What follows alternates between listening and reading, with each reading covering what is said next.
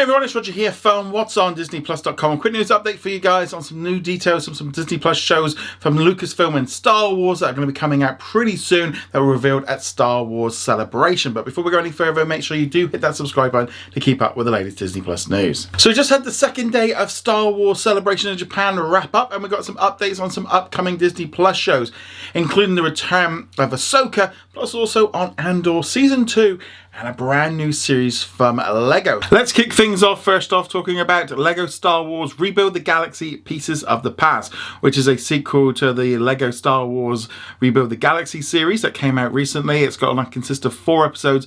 It's all about a new threat that rises in the galaxy and must see Sig and Darth Dev, who must combine their powers of force building and Sith breaking to stop it, alongside Jedi Bob, Yessi and Sarah. They will journey into the deepest corners of the Lego Star Wars lore, uncovering pieces of the galaxies that have come before it. This brand new series is going to be dropping onto Disney Plus on September the 19th, so we've got a while to go. Obviously, in the meantime, you can watch the original series now on Disney Plus.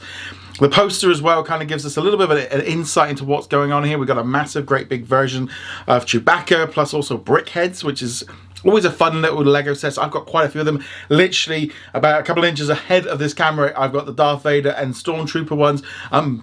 I really like Brickhead, so I've got plenty of them. So it'll be fun to see how that incorporates with this show. It is very funny, it's very light-hearted. It's also a great way for Lego to kind of make brand new Lego sets, or take existing Lego sets and twist them like they did with the Millennium Falcon and kind of turned it into an Empire version.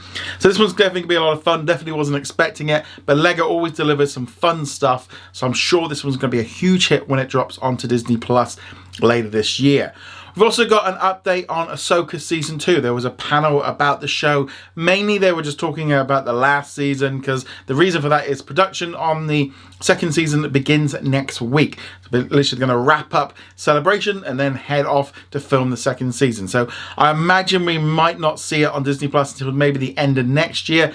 Maybe even to the year after that, depending on how much special effects and stuff they've got to get on with that one. It's also been confirmed that Hayden Christensen will be returning as Anakin Skywalker. I mean, they kind of made it out to be a big thing. I'm not going to lie, he's already been back for Obi-Wan. He's already been back in the first season. Not a huge shock to see this back. He's kind of got his mojo back and wants to be back within the Star Wars universe. He's obviously getting a lot of love while he's out there in Japan. I mean, the fans just love him because they've kind of grown up on those Clone Wars movies, even though at the time when they came out, pretty much most people hated them.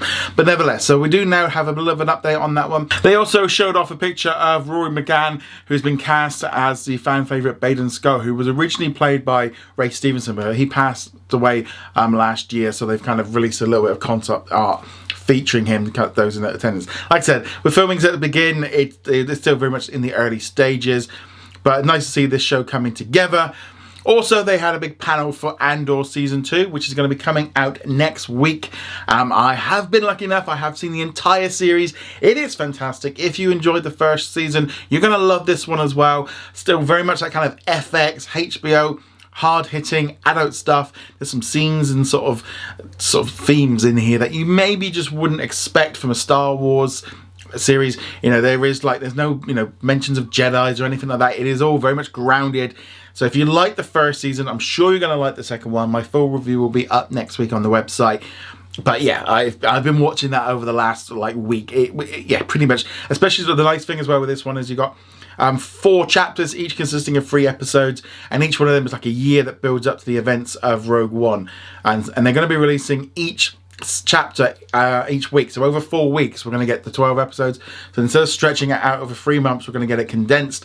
And I think that binge format is really going to help bring people in. Again, it is not the kind of typical show that we've seen for like Mandalorian, which is more, I would say, more aimed at general audiences.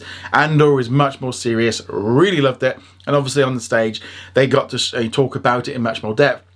People in attendance got to see the first episode, and yeah, all the excitement now is kind of building up for Andor, and that's kind of been the big focus really for this day. But let me know what you're looking forward to seeing in the future from Star Wars. Are you looking forward to the new movies, Ahsoka?